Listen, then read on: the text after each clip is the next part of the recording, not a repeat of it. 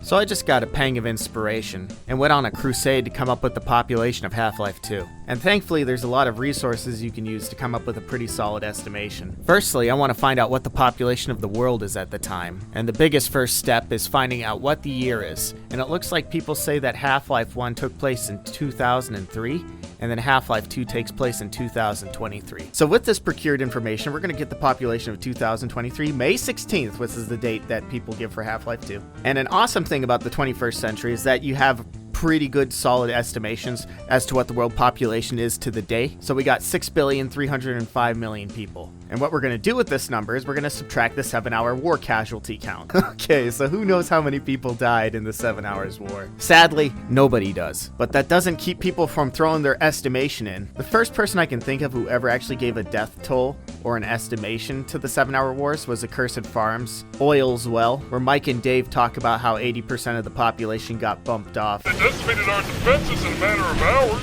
forcing us to surrender. And the aftermath left us with over 80% of the population dead, and the rest of humanity conquered on its own planet.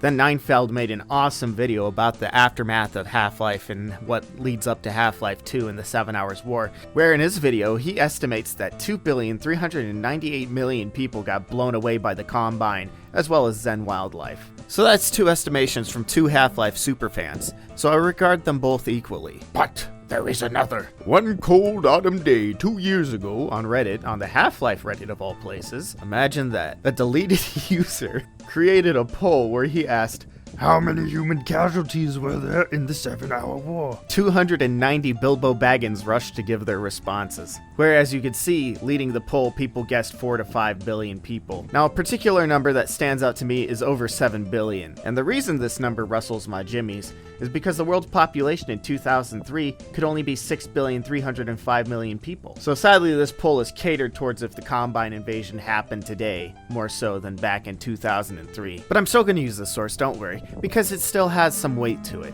Because everybody's opinion is as valid as anybody else's, because there is no canon answer. So I'm thankful to this deleted user. Fat Albert, thank you. So in all, we have 292 people who have given us an estimation as to how many people died in the 7 hours war. So what I'm going to do with the Reddit poll, at least, is I'm going to take that total number of all of the estimations added together, being 1,215,000,000,000 yada yada people dead, and I'm going to divide it by the 290 votes in the poll, which gets a one voter average being 4,190,000,000 people dead. I then am going to add that average to Ross's estimation from Accursed Farms and NineFeld's estimation, because I hold all three of these sources equally valid in some regard. With these three estimations added together, I'll divide by 3, and that will get me my pure average between the three sources. And the reason why I'm going to use this number is because I hold Accursed Farms and NineFeld in higher regard than the 290 random people who participated in this poll who could have come from anywhere. I regard NineFeld and Ross as super fans. Well, I don't know if some of the people in this Reddit poll ever even played Half-Life. But with that description out of the way,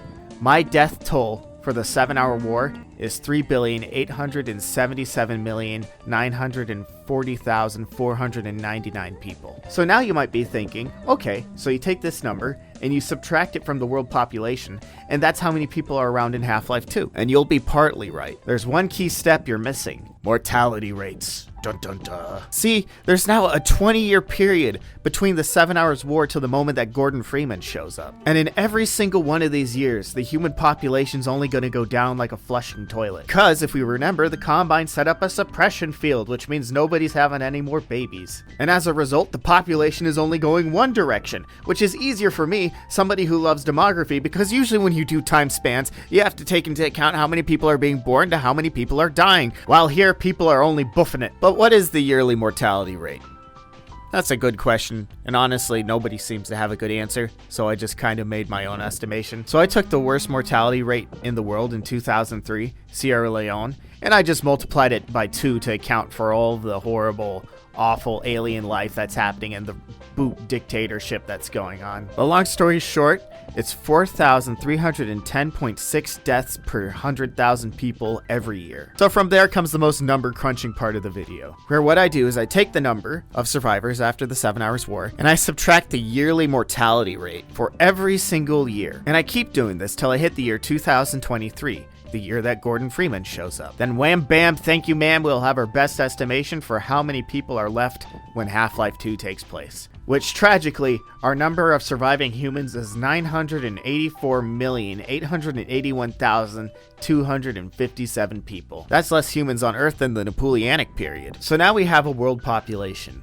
So, what happens now? Now I try to come up with a guess for how many people we interact with in Half-Life 2. Mainly, and this is the big mainly, how many people live in City 17? And the best, most solid way to go about this, I find, is that big, fat, frickin' skybox at the end of Half-Life 2 in the Citadel where you're looking down, you see that big old sprawling city. Well, I don't know how many of you know this, but that's New York City. In particular, we're looking at Queens, Brooklyn, and Manhattan. Now, if we add those three boroughs together, that gives us a total area of 200.42 miles squared. So now we have an area for how big City 17 is. Now it's time to find out the density. What city should I use for the density of City 17?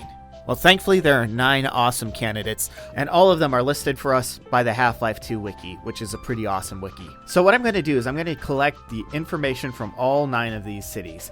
Sofia, Budapest, Riga, Vilnius, Belgrade, St. Petersburg, so on. And I'm going to do the same thing as before, where what I do is I add all of the information together, and then I'm going to divide it by 9. And in this awesome possum case, the city we wind up with, I kid you not, has a frickin' area of 200.5 miles squared. 0.08 difference from what the size of City 17 is. It's a bloody miracle. Almost as if it was meant to be. But it's not quite exact. So what we're going to do is we're going to get the city density, which is 7,233.78 people per square mile, which provides us our best answer for City 17 as of so far, being a population of 1,449,794 people living within City 17. That's City 17 out of the way, but what about the rest of Half-Life 2? In the Half-Life 2 games, there are 4 other locations that I will count. This being St. Olga's from Lost Coast. Hi, this is Gabe Newell. The Coast and Ravenholm from Half-Life 2, and finally the Outlands and Half-Life 2 Episode 2. I did a very quick survey that I didn't even record, whereby I just flew through all the maps just counting all the households as they appeared. Well, now I have a bunch of numbers, but I don't have an average household size. So I rushed through Half-Life 2 again, and this time I pulled how many times people appeared in clusters within a single building. This number, due to making it a more diverse and wider poll, would include rebel outposts and railway outposts. After 38 households counted throughout the games, I added the sum of all of the people together and then divided by 38. This got us our best household size in the Half-Life 2 universe. But that's not all. Now we need to talk about vacancy, which that being the number of households that are uninhabited. And due to the viciously harsh wilderness of not being within a city, as well as most households being in ruins due to the 7 Hours War, I'm going to estimate that 61% of the households in Half-Life 2 are uninhabited. So to make things the most simple, what I'm going to do is I'm going to take 100 households, subtract 61, multiply 39 by 5.86, and then divide that by 100, which gives us our truest average household size of 2.29 people. I'll just show you my graph with all the total numbers. Ravenholm being the most interesting to me because I considered making a video where I'd go and kill the actual population of Ravenholm in Half-Life 2, but that might be a very long endeavor and I think I'd go insane. But yeah, the population of Half-Life 2 and the game itself that you interact with is 1,453,548 people probably. Roughly 1/700th of the world's remaining population. Thank you so much for stopping by, and thank you so much for watching this video. I hope you enjoyed it, and I hope you were amused at least.